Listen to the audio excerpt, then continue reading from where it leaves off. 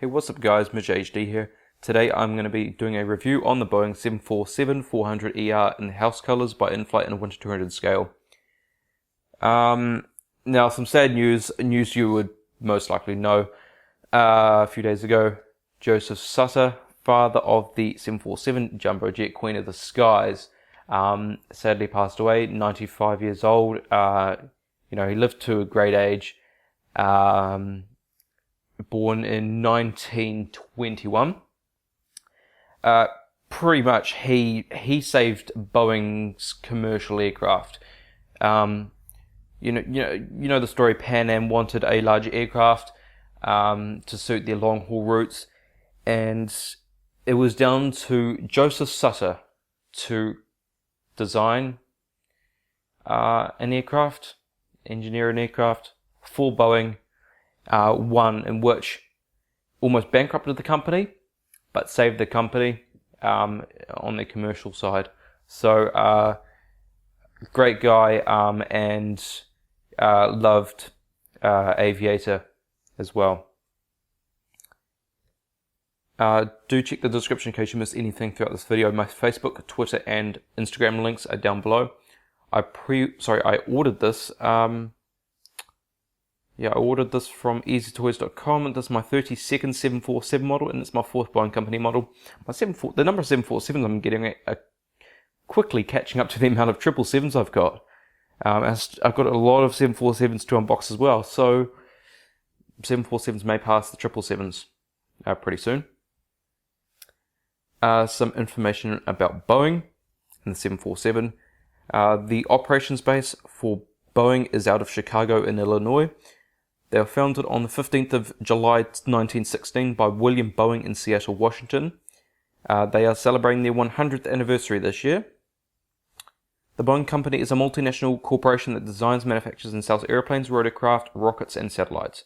The Boeing 747 is one of the most recognizable aircraft in the world, and it was the first wide-body ever produced. The original version of the 747 had 2.5 times greater capacity than the Boeing 707, one of the common large aircraft of the 1960s.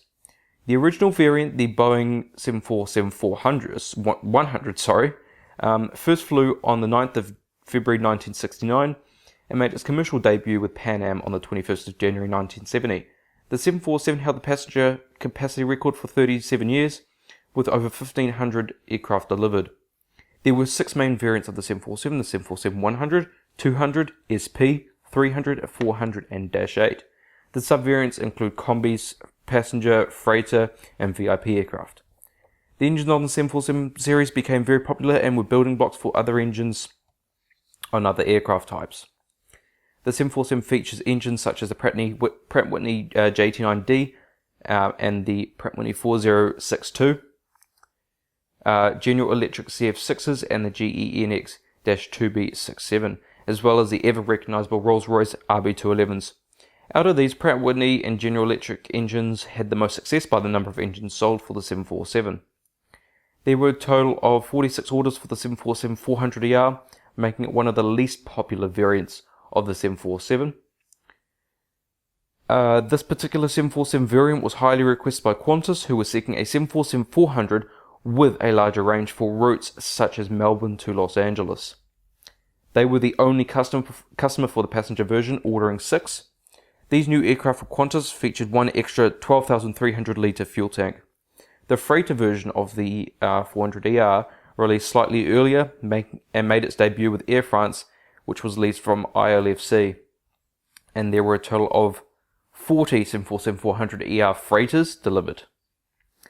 This aircraft's first flight was on the 31st of July 2002, and it was the first 747-400ER built and flown.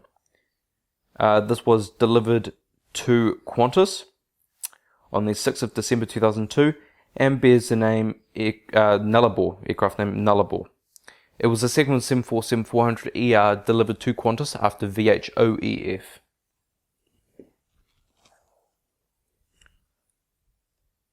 Alright, so let's take a look around the box here. So we've got 400ER, 747-400ER, picture of the aircraft, registration number, Boeing license, and the in-flight and 1 to 200 scale. Alright, on the back of the box, nothing special. Inflight 200 and the warnings. And on the top of the box, and the bottom.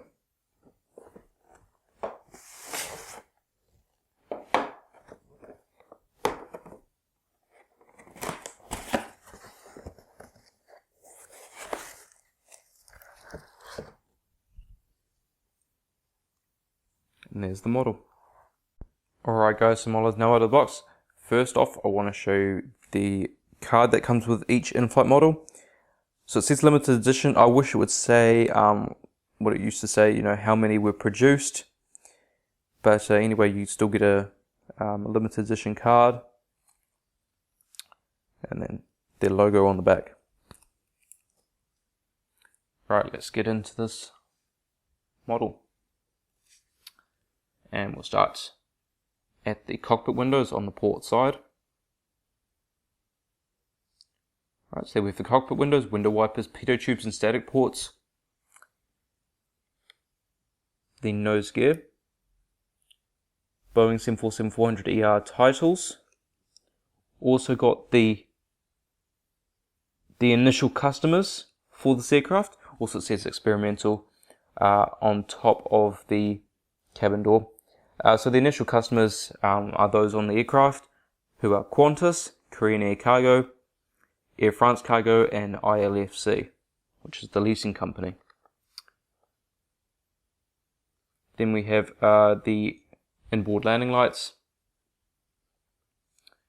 and then the very nice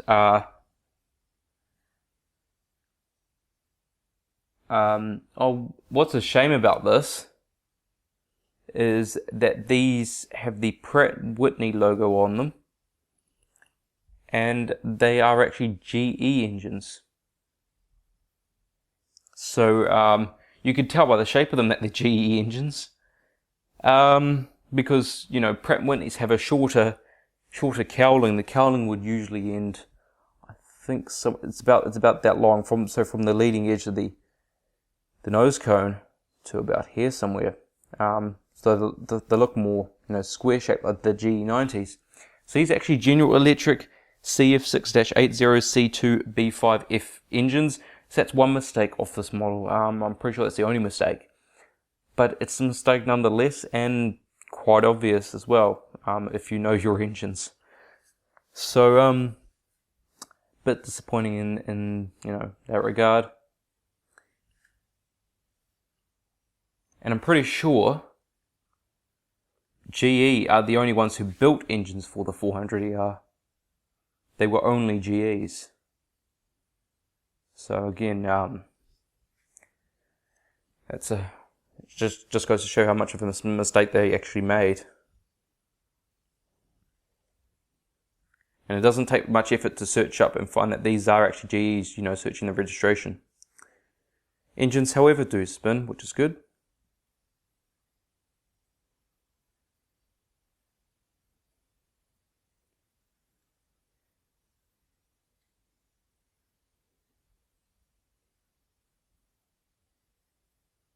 Alright, so they all spin. Now we have landing lights there.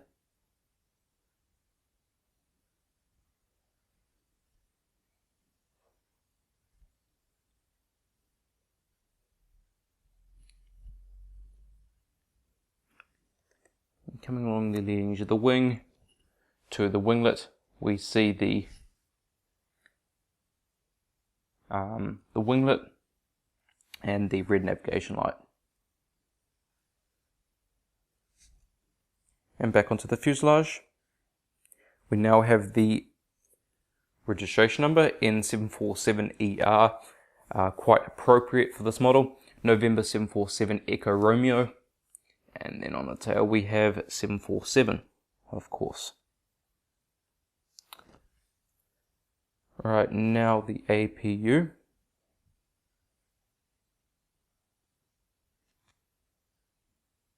The APU exhaust looks very nice. Strobe lights beneath the APU exhaust.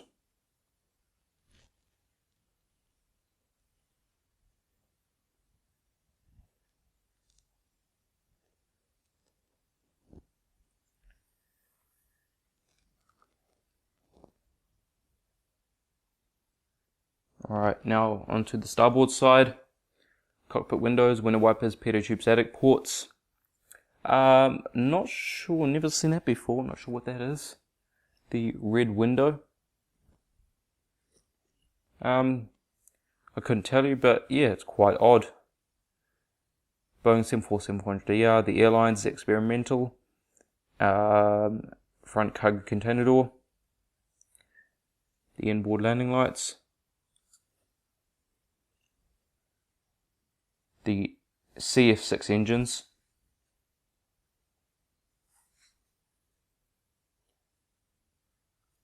Just a bit of the sort of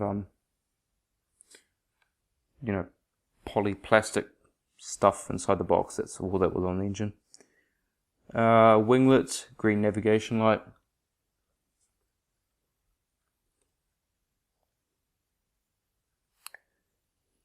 We see the rear cargo container door, the bulk bin door, registration number, and 747 on the tail.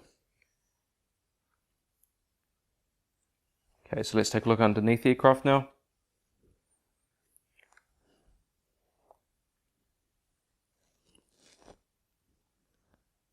Alright, so we've got the nose gear, antenna, one antenna there, NACA ducts and another antenna, Inflight 200 logo, beacon light, main gears, gear doors, hole for the stand. Underneath the wing we have flaps, slats, ailerons. Also got this little piece here sticking out, that's the fuel dump valve. Underneath the engines. The same on this side.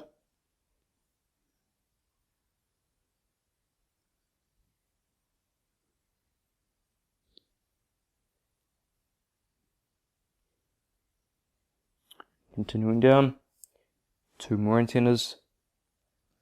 The two black squares there, cabin pressure relief valves, another antenna, and then the APU housing. On top of the aircraft, emergency escape hatch for the pilots, anti-collision light, couple of antennas, ADF antennas on top of the wing, flaps, slats, ailerons and spoilers.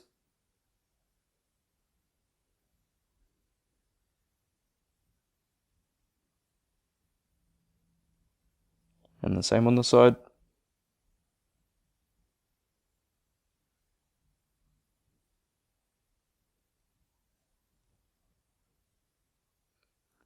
Continuing down, we have a SATCOM, an antenna, and then on the horizontal stabilizers, two black circles near the outboard. Actually, those are on top of the elevators, so that's not going to work in real life. But anyway, you get the idea. Two black circles on each horizontal stabilizer to represent the logo lights that light up the tail at night time. Okay. Now let's take a look at some of the features. Obviously can't look at any seating for this aircraft, unless I show you Qantas seating, but that wouldn't really make sense with this model. Gears do roll. They don't tilt, but the nose gear does swivel. It's a shame that in-flight gears on the 747 still don't tilt yet, because it's one of the popular models, and I think one way to catch up with the likes of J-Swings and Gemini Jets, who are producing a very good 747 mold currently, is to make the gears on the 747 tilt. Alright, so I'm about to put it on the stand, but I will show you the stand here. You might have seen in the box that the pieces of the stand, this like rod type thing, and the base were separated from each other. They're just required to be screwed in. As you can see there. The plaque says 747, Boeing 747-400ER, 1 to 200 scale. I kind of wish they would have spaced the, that line of writing down at the bottom a little more. Maybe it said Boeing 747-400ER up the top here, and then 1 to 200 scale on the bottom, with 747 in the middle. That might have been better. Okay, so let's put this model on the stand.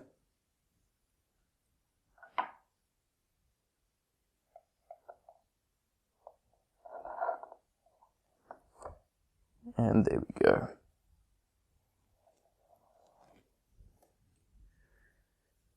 It's kind of a nice change to see, in-flight stands and how the model sits, because they don't don't sit the way JC Wings and Gemini Jets models do on their stands, where the models sit more, like that, like they're taking off sort of thing. It's kind of refreshing to see the more of, in-flight. Even if the gears are down. I mean, I guess that's part of their name, Inflight, so that's probably their idea. Anyway, this is going to be the end of the video. I hope you guys enjoyed. Please leave a like if you did. If you did, comment, tell me what you think of this model. Tell me if you're going to get it. Subscribe for more. I have a lot of reviews to come. I've got some Hawaiian plane spotting on the way. It's a long time due, but I will be getting to that. I have rendered the videos as I've been, quietly editing them, and I've maybe about a week ago put up my in-flight videos for my trip to and from Hawaii. Weren't the best I've ever done, but what can you do? Alright, thank you guys so much for watching this review, and I'll see you next time.